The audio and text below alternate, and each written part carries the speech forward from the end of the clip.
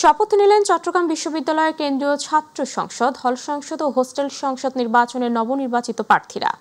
বেলা 12:30 থেকে চট্টগ্রাম বিশ্ববিদ্যালয়ের সমাজ বিজ্ঞান অনুষদের অডিটোরিয়ামে নির্বাচিত প্রার্থীরা শপথ গ্রহণ করেন।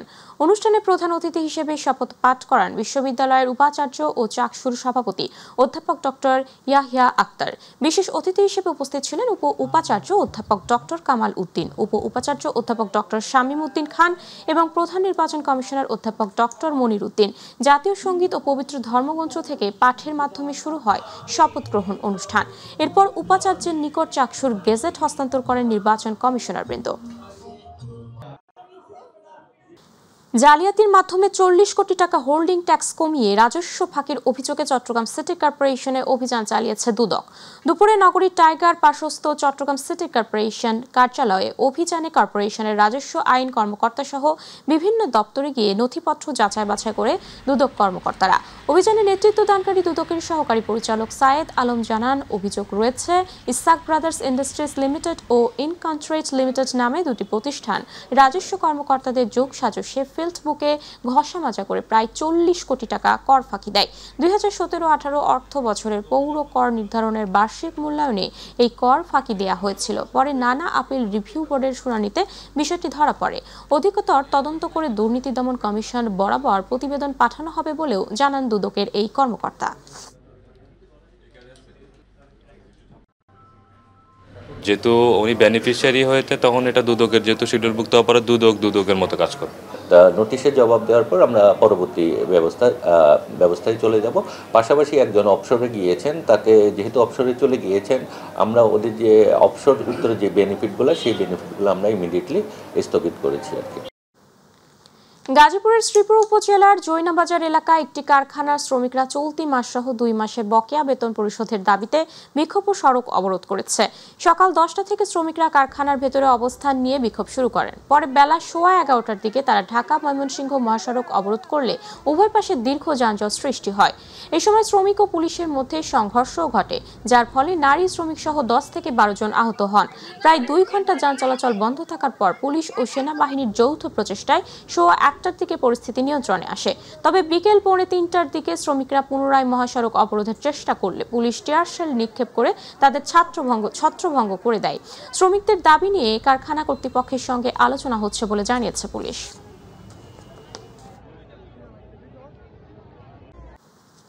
খুলনায় পারিবারিক কলহের জেরে ডলি বেগম নামে এক নারীকে ছুরিকাঘাতে হত্যা করেছেন তার স্বামী নাজমুল হাসান মোল্লা। ভোরে মহানগরীর লবণচড়ার 4 নম্বর কাশেম সড়কের সবুজপল্লীতে এই ঘটনা ঘটে। লবণচড়া থানার ওসি জানান, নাজমুল ছুরি দিয়ে স্ত্রী ডলি বেগমকে এলোপাতাড়ি আঘাত করে হত্যা করেন। পরে স্থানীয়রা তাকে গাছের সঙ্গে বেঁধে রেখে পুলিশে সোপর্দ করে। স্থানীয়রা জানায়, দাম্পত্য কলহের জেরে তর্কের এক পর্যায়ে নাজমুল ধারালো ছুরি দিয়ে স্ত্রীকে আঘাত করেন।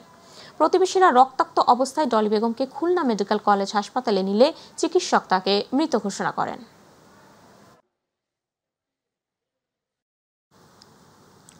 সিরাজগঞ্জের সলঙ্গায় এক বৃদ্ধার গলা কাটা মরদেহ উদ্ধার করেছে পুলিশ। এই ঘটনার নিহতের নাতি সজীব আলীকে আটক করা হয়েছে। বুধবার রাতে সলঙ্গা থানার চকবরু ভেংরি গ্রামে এই ঘটনা ঘটে। সন্দেশ বেওয়া একই গ্রামের মৃত নওশের আলীর স্ত্রী। স্থানীয় ইউপি সদস্য আব্দুর রশিদ বলেন, বুধবার রাতে বৃদ্ধার ঘর থেকে চিৎকার শুনতে পায় প্রতিবেশীরা। এই সময় পরিবারের লোকজন ও প্রতিবেশীরা এগিয়ে এসে বৃদ্ধার গলা কাটা মরদেহ দেখতে পায়। খবর পেয়ে রাতেই পুলিশ ঘটনাস্থলে পৌঁছে নিহতের মরদেহ উদ্ধার করে। ঘটনাস্থল থেকে সজীবকে আটক করে।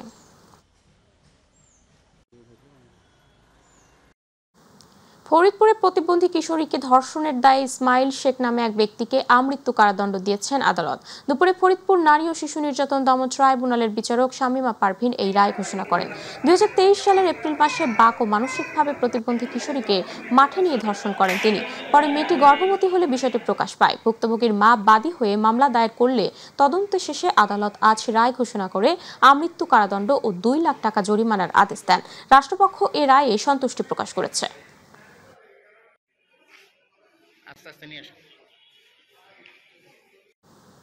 2024 সালের 4 আগস্ট মুন্সিগঞ্জে বৈষম্য বিরোধী ছাত্র আন্দোলনকারীদের উপর হামলা ও হত্যা দায়ে দায়েরকৃত একাধিক মামলার আসামি নিষিদ্ধ ঘোষিত মুন্সিগঞ্জ শহর ছাত্রলীগের সাধারণ সম্পাদক ও মুন্সিগঞ্জ পৌরসভার ৯ নং ওয়ার্ডের সাবেক কাউন্সিলর সাজ্জাদ হোসেন সাগরকে বুধবার রাতে ডেমরা থেকে গ্রেপ্তার করেছে মুন্সিগঞ্জ গোয়েন্দা পুলিশ।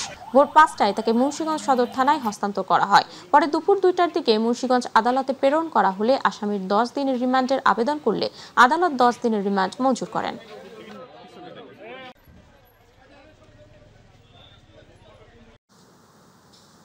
কিশোরগঞ্জ জেলার করিমগঞ্জে ছেলে কর্তৃক পিতা হত্যার চাঞ্চল্যকর মামলার প্রধান আসামি আব্দুল আওয়াল ওরফে বাদলকে গ্রেপ্তার করেছে র্যাব।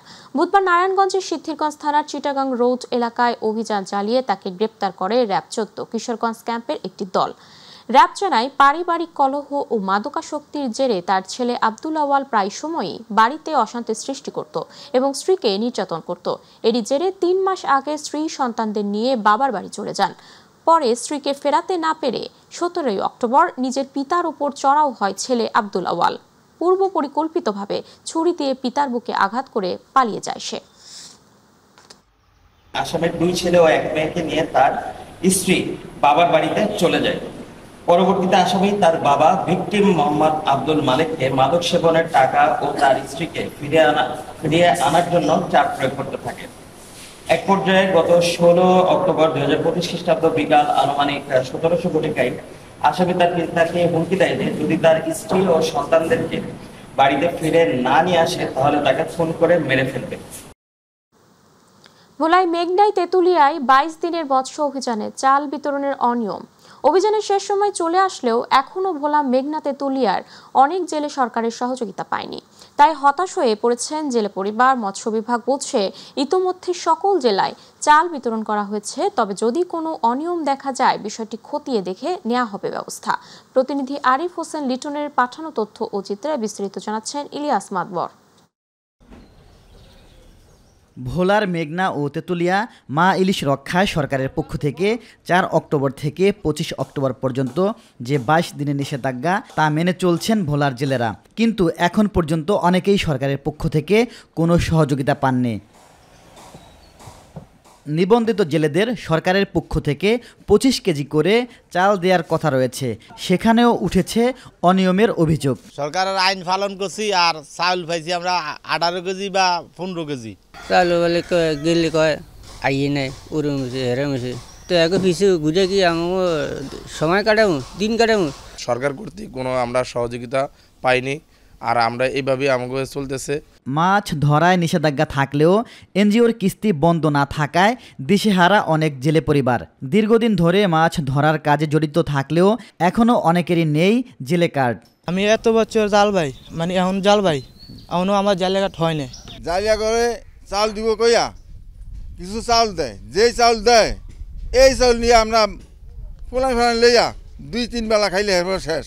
আমরা সরকারের পকেট তো নেই কিছু, আমরা আমার পাইনি সহায়তা। তবে জেলা মৎস্য কর্মকর্তা বলছেন, সাধ্যমতো সহায়তা চাল বিতরণ করছেন তারা। এবার অভিযানের পরে আমরা আশা করছি যে জেলেরা মাছ পাবে এবং তারা তাদের ক্ষতি পুষিয়ে নিতে পারবেন। যেসব জেলে এখনো নিবন্ধন হয়নি তাদের নিবন্ধনের সুযোগ আছে। এই প্রক্রিয়া যারা নিবন্ধন হতে চান তারা আমাদের উপজেলা মৎস্য অফিসের সাথে যোগাযোগ করতে পারেন। আগামী দিনগুলোতে অভিযান চলাকালীন সময়ে চালের পাশাপাশি নগদ অর্থ সহায়তা প্রদান করার অনুরোধ করছে জেলেরা। ইলিয়াস মাদবর, মাই টিভি। এবার আমাদের কৃষি।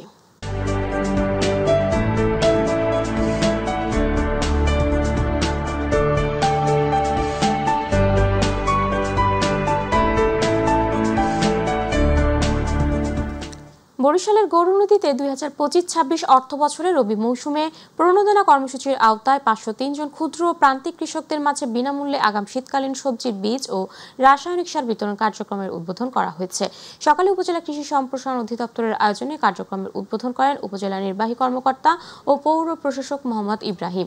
এ সময় উপজেলা কৃষি অফিসার সেকেন্দার আলী শেখের সভাপতিত্বে আলোচনা সভায় প্রধান অতিথি ছিলেন উপজেলা নির্বাহী কর্মকর্তা ইব্রাহিম। বিশেষ অতিথি ছিলেন উপজেলা মাধ্যমিক শিক্ষা অফিসার আব্দুল জলিল ও সহকারী কৃষি কর্মকর্তা মিথুন বণিক সহ অন্যান্যরা।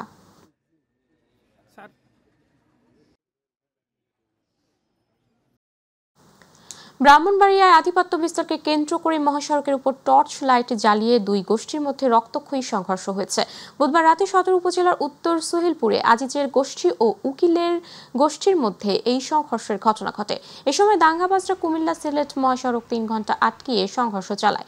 সংঘর্ষের সময় উভয় পক্ষের লোকজন টেটা বল্লম সহ দেশীয় অস্ত্রশস্ত্র নিয়ে একে অপরের উপর হামলা চালায়। এ সময় ইটপাটকেল নিক্ষেপ আর ধাওয়া পাল্টা ধাওয়ায় এলাকা জুড়ে ব্যাপক আতঙ্কের সৃষ্টি হয়। বন্ধ হয়ে যায় ওই মহাসড়কে যান চলাচল। সদর মডেল থানার ভারপ্রাপ্ত কর্মকর্তা জাহারুল ইসলাম বলেন, এই ঘটনা আইনগত ব্যবস্থা প্রক্রিয়াধীন। শেরপুরে সীমান্ত এলাকা থেকে পৃথক অভিযান চালিয়ে চোরাই পথে আনা 480 বোতল ভারতীয় মদ, একটি বাস, একটি প্রাইভেট কার ও একটি অটোরিকশা সহ প্রায় অর্ধ কোটি টাকা মূল্যের চোরা চালান জব্দ করেছে বিজেপি ময়মনসিংহের 39 ব্যাটালিয়নের 12 মারি ও হালুয়াঘাটের আইলাতালি ক্যাম্পের বিজিবি সদস্যরা বুধবার ও বৃহস্পতিবার ভোর রাতে এবং নালিতাবাড়ি থানা পুলিশ বুধবার রাতে এসব মালামাল জব্দ করে।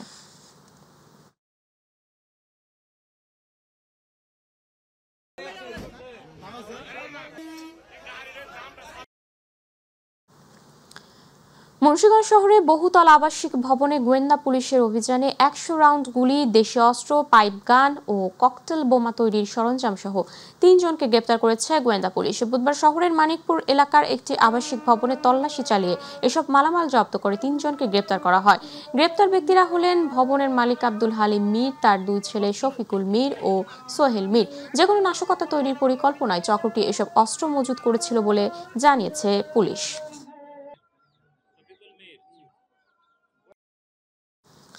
ব্রাহ্মণবাড়িয়ার ঐতিহ্যবাহী আনন্দবাজারের পুরাতন বাঁশবাজার এলাকায় খাস জমি লিজ দেয়াকে কেন্দ্র করে প্রশাসন ও ব্যবসায়ীদের মাঝে উত্তেজনা দেখা দিয়েছে। বুধবার উপজেলা প্রশাসন ও ভূমি অফিসের লোকজনের উপর ব্যবসায়ীরা হামলা করেছে বলে অভিযোগ করেন উপজেলা নির্বাহী কর্মকর্তা সিফাত মোহাম্মদ ইস্তিয়াক ভুইয়া। এ সময় অন্তত 10 থেকে 12 জন আহত হয়েছে বলে তিনি জানান। পরে উপজেলা নির্বাহী কর্মকর্তার নেতৃত্বে সেনাবাহিনী, পুলিশ ও র্যাবের সহযোগিতায় আনন্দবাজারে অভিযান চালায়। এই সময় মাছ বাজারে অবৈধ দখলে থাকা বেশ কয়েকটি দোকানপাট উচ্ছেদ করা হয়। এদিকে এই ঘটনার প্রতিবাদ জানিয়ে শহরের কান্দিপাড়া এলাকায় সংবাদ সম্মেলন করেছে বিক্ষুব্ধ ব্যবসায়ীরা।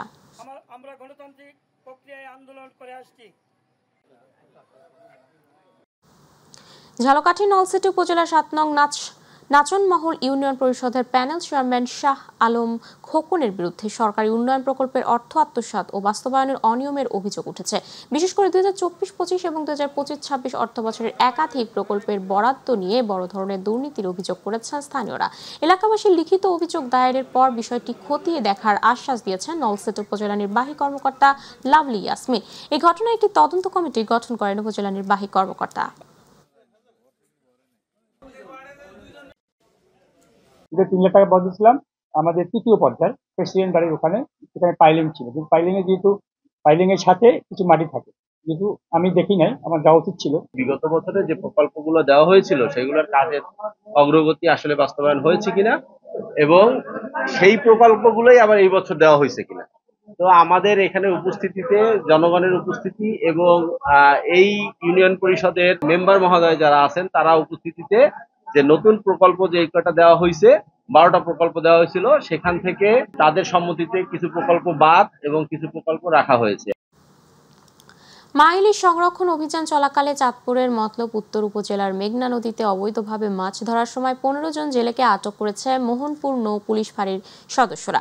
এ সময় তাদের কাছ থেকে 4টি মাছ ধরার ট্রলার, প্রায় 12 লাখ মিটার কারেন্ট জাল জব্দ করা হয়। জব্দকৃত জাল আগুনে পুড়িয়ে বিনষ্ট করা হয়। এ বিষয়ে মোহনপুর নৌ পুলিশ ফাঁড়ির ইনচার্জ পরিদর্শক মোহাম্মদ আলী জানান, আটককৃতদের বিরুদ্ধে 4টি মামলা দায়ের করা হয়েছে। মা ইলিশ রক্ষায় নদীতে অভিযান অব্যাহত থাকবে বলে জানান তিনি।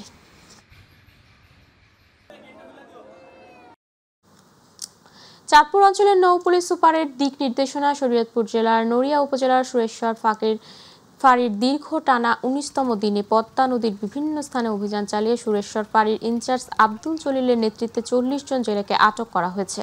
এ সময় গত 19 দিনে 42 লাখ মিটার কারেন্ট জাল জব্দ করে পুড়িয়ে দেওয়া হয়েছে।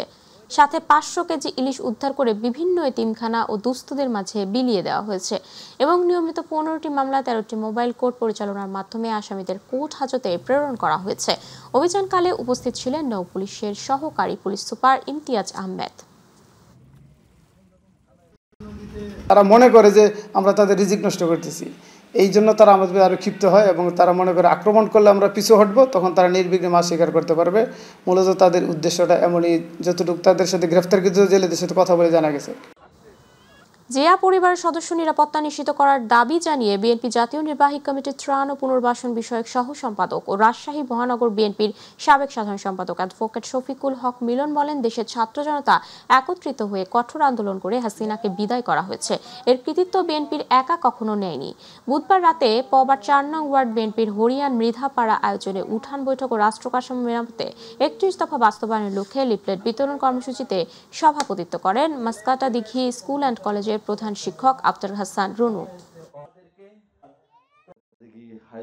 যারা রাষ্ট্রের সমস্ত বিষয়গুলিকে বুঝেও ওই ফ্যাসিস্টদেরকে বাংলাদেশে প্রত্যাবর্তন করার জন্য, নিয়ে আসার জন্য যারা ওই আবার অপশক্তির সঙ্গে হাত মিলাচ্ছেন, তাদের থেকে সাবধান থাকার জন্য আমি আপনাদেরকে অনুরোধ জানাই। জামাত দেশের ইসলামের জন্য কখনোই কিছু করেনি এমন মন্তব্য করেছেন বিএনপির কেন্দ্রীয় নির্বাহী কমিটির স্বেচ্ছাসেবক বিষয়ক সম্পাদক মীর শরফত আলী সপু। সকালে শ্রীনগর উপজেলার কোলাপাড়া বাজারে বিএনপির ঘোষিত ৩১ দফা কর্মসূচির লিফলেট বিতরণ শেষে সাংবাদিকদের সঙ্গে আলাপকালে তিনি এই মন্তব্য করেন। মীর শরফত আলী সপু বলেন, জামাত এক সময় স্বৈরাচার এরশাদকে টিকিয়ে রেখেছিল, এখন আবার তারা বর্তমান অন্তর্বর্তী সরকারকে চাপে ফেলে নির্বাচন পেছাতে চায়।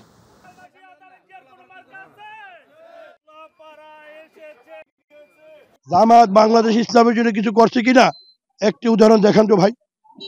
এরা প্রতিটি ক্ষেত্রে ৭১ সাল থেকে শুরু করে এবং এরশাদকে স্বৈরাচারকে টিকিয়ে রাখছিল এই জামাতি, এবং এই জামাত ফেসিবাদ শেখ হাসিনার সাথে মিটিং করে বিএনপির বিরুদ্ধে আন্দোলন সংগ্রাম করেছিল, যে এটা নির্বাচনকে একটা তাল বাহানা করে পিছানোর জন্য, নির্বাচনের প্রশ্নবিদ্ধ করার জন্য তারা এই কাজগুলি করছে। কোনো কাজ হবে না। আমরা স্পষ্ট বলে দিতে চাই, আগামী ফেব্রুয়ারিতে বাংলাদেশের জাতীয় সংসদ নির্বাচন হবে। কেন্দ্রীয় বিএনপি নির্বাহী কমিটির সদস্য যুবদলের সাধারণ সম্পাদক নুরুল ইসলাম নয়ন বলেছেন, আগামী দিনে বাংলাদেশকে মানবিক রাষ্ট্রে পরিণত করতে হলে ধানের শীষের প্রার্থীকে ভোট দিতে হবে।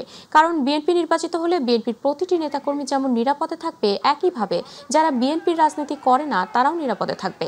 গতকাল ভোলার চরফ্যাশন উপজেলার হাজারীগঞ্জ ইউনিয়নের চেয়ারম্যান বাজারে ইউনিয়ন বিএনপির আয়োজিত পথসভায় প্রধান অতিথির বক্তব্যে তিনি এসব কথা বলেন।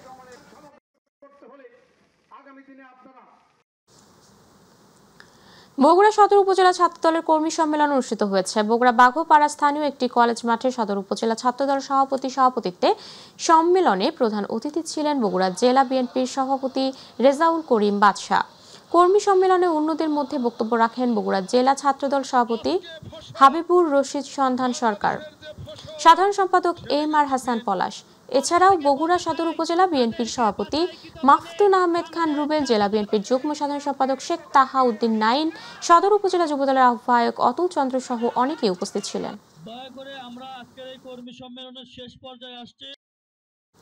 বিএনপির ৩১ দফা বাস্তবায়নের লক্ষ্যে জনগণের কাছে পৌঁছে দিতে টাঙ্গাইলের ঘাটাইলে গণসংযোগ ও লিফলেট বিতরণ করেন বিএনপির চেয়ারপারসনের উপদেষ্টা লুৎফর রহমান খান আজাদ। ঘাটাইলের পৌর বাস স্ট্যান্ড এলাকায় বিভিন্ন ব্যবসায়ী ও পথচারীদের মাঝে গণসংযোগ ও লিফলেট বিতরণ করা হয়। গণসংযোগে বিএনপির কেন্দ্রীয় নির্বাহী কমিটির সদস্য মাইনুল ইসলাম, টাঙ্গাইল জেলা বিএনপির সাবেক সহসভাপতি মঞ্জুরুল হক মঞ্জু, উপজেলা বিএনপির সাবেক ভারপ্রাপ্ত সভাপতি তোফাজ্জল হক সেন্টু সহ আরও অনেকে উপস্থিত ছিলেন।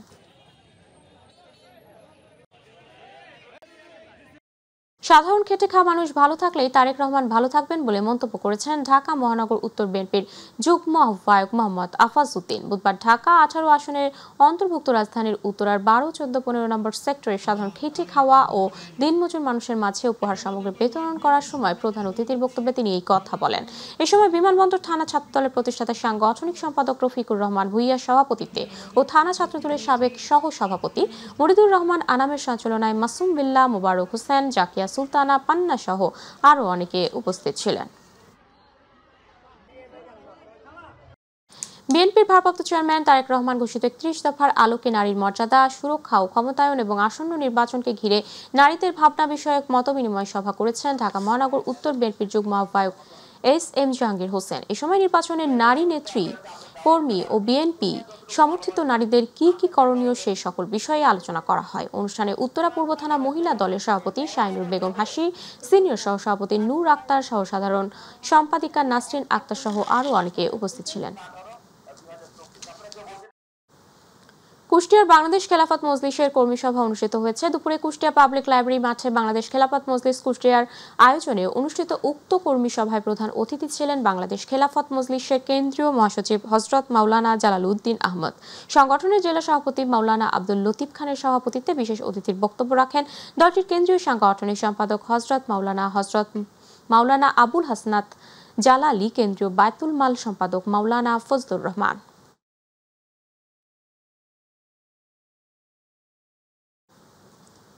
চট্টগ্রামে পালিত হয়েছে জাতীয় নিরাপদ সড়ক দিবস 2025।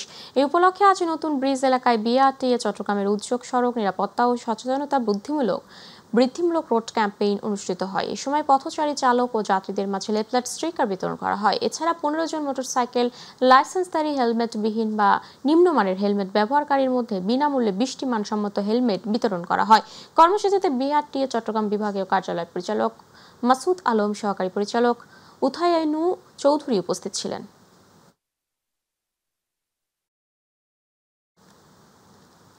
ময়মনসিংহে পরিবেশ সংরক্ষণ ও জলবায়ু পরিবর্তন মোকাবেলায় করণীয় শীর্ষক কর্মশালা অনুষ্ঠিত হয়েছে। দুপুরে ময়মনসিংহ সিটি কর্পোরেশনের শহীদ শাহাবুদ্দিন মিলনায়তনে পল্লী কর্মসহায়ক ফাউন্ডেশনের আয়োজনে এই কর্মশালা অনুষ্ঠিত হয়। এতে প্রধান অতিথি ছিলেন বিভাগীয় কমিশনার মুক্তার আহমেদ। অনুষ্ঠানে মূল প্রবন্ধ উপস্থাপন করেন পল্লী কর্মসহায়ক ফাউন্ডেশনের উপব্যবস্থাপনা পরিচালক ডক্টর ফজলে রাব্বি ছাদেক আহমদ। গামাউসের পরিচালক প্রফেসর ফজলুর রহমানের সভাপতিত্বে কর্মশালায় পরিবেশ অধিদপ্তরের পরিচালক সাদিকুল ইসলাম ও ইসলামিক ফাউন্ডেশনের পরিচালক হাফেজ আহমেদ বক্তব্য রাখেন।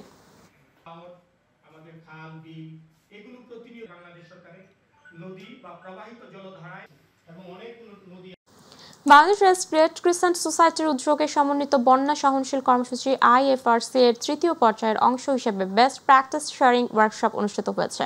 সকালে জেলা প্রশাসকের সম্মেলন কক্ষে এই কর্মশালার আয়োজন করা হয়। টাঙ্গাইল জেলা রেড ক্রিসেন্ট সোসাইটির সাধারণ সম্পাদক জিয়াউল হক শাহিনের সভাপতিত্বে প্রধান অতিথি ছিলেন টাঙ্গাইলের অতিরিক্ত জেলা প্রশাসক সঞ্জয় কুমার মহন্ত। ওয়ার্কশপে জেলার বিভিন্ন উপজেলা থেকে আসা রেড ক্রিসেন্টের কর্মকর্তা, স্বেচ্ছাসেবক ও সহকারী সরকারি দপ্তরের প্রতিনিধিরা অংশ নেন।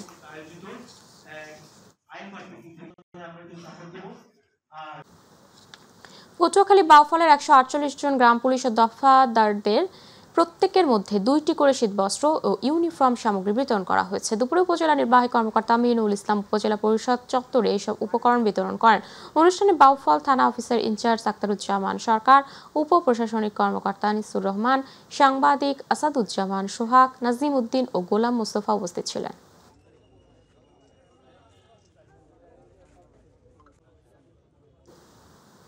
নারী সংবাদকর্মী স্বর্ণময়ীর আত্মহত্যা প্ররোচনায় দায়ীদের শাস্তি ও কর্মস্থলে নারীদের নিরাপত্তার দাবিতে ঝিনাইদহে মানববন্ধন কর্মসূচি পালিত হয়েছে। সকালে শহরের পোস্ট অফিস মোড়ে এই কর্মসূচির আয়োজন করে ঝিনাইদহে বিভিন্ন সামাজিক ও সাংস্কৃতিক কর্মী। এতে ব্যানার ফেস্টুন নিয়ে সামাজিক ও সাংস্কৃতিক কর্মীরা অংশ নেয়।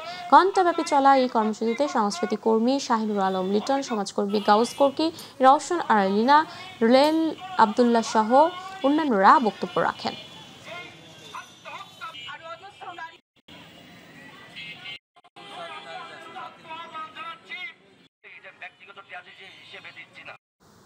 তিন দফা দাবিতে খুলনার খালিশপুর কলেজিয়েট গার্লস স্কুলের শিক্ষক কর্মচারীরা অবস্থান কর্মসূচি পালন করেছে। আজ সকাল 8টা থেকে বেলা 1:30টা পর্যন্ত অবস্থান কর্মসূচি পালিত হয়। সিটি কর্পোরেশন পরিচালিত এই শিক্ষা প্রতিষ্ঠানটির আন্দোলনে স্কুলের শিক্ষা কার্যক্রম বন্ধ হয়ে যায়। আন্দোলনকারীদের দাবি দ্রুত সময়ের মধ্যে স্কুলের ম্যানেজিং কমিটি গঠন, নিয়োগের শর্ত অনুযায়ী শিক্ষক কর্মচারীদের বেতন ভাতা প্রদান ও স্কুল পরিচালনায় ঘাটতি বাজেটের অর্থ স্কুল হিসেবে প্রেরণ করতে হবে।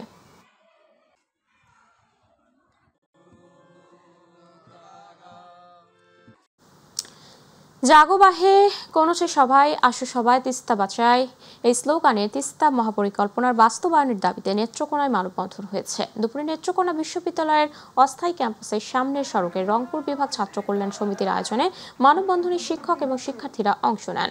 এ সময় বিশ্ববিদ্যালয়ের শিক্ষার্থী ও শিক্ষকরা বক্তব্য রাখেন। বক্তারা বলেন, তিস্তা শুধু নদী নয়, এটি হাজারো লক্ষ মানুষের আকাঙ্ক্ষার জায়গায়, কৃষকের অন্নদাতা। নভেম্বরের মধ্যে তিস্তা মহাপরিকল্পনা বাস্তবায়নের কাজ শুরুর দাবি করেন তারা।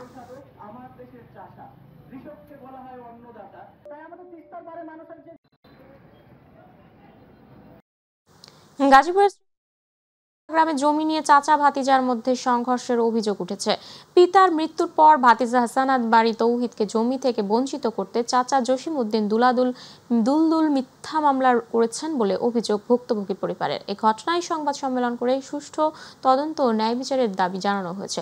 সংবাদ সম্মেলনে হাসনাত বাড়ি তৌহিদ লিখিত বক্তব্য পাঠ করেন। এ সময় এলাকার বিশিষ্টজনরা উপস্থিত ছিলেন।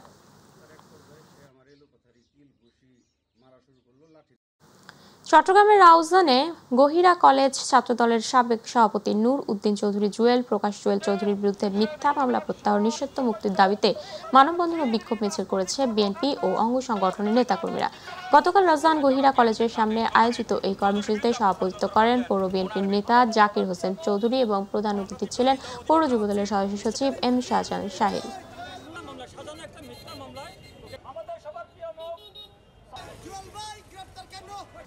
সিলেটের হৃদয়ে বইছে পরিচ্ছন্নতার নতুন হাওয়া। সিলেটের শতাধিক তরুণ তরুণীর অংশগ্রহণে সিলেটের জল্লার পাড়ের ঐতিহাসিক জল্লা দিঘি পরিষ্কারের মাধ্যমে এই 7 দিনব্যাপী পরিচ্ছন্নতা অভিযানের সূচনা হয়। সিলেট সিটি কর্পোরেশন, জাতিসংঘের শিল্প উন্নয়ন সংস্থা ইউনিডো ও নরওয়ের সহযোগিতায় পরিবেশ অধিদপ্তর সিলেট বিভাগীয় কার্যালয়ের কর্মসূচির আয়োজনে বুধবার দিনব্যাপী নগরের জলার পাড়ের জলা দিঘি পরিষ্কারের মধ্যে দিয়ে এই কার্যক্রমের উদ্বোধন করেন সিলেটের বিভাগীয় কমিশনার সিলেট সিটি কর্পোরেশনের প্রশাসক খান মোহাম্মদ রেজা ও নবী।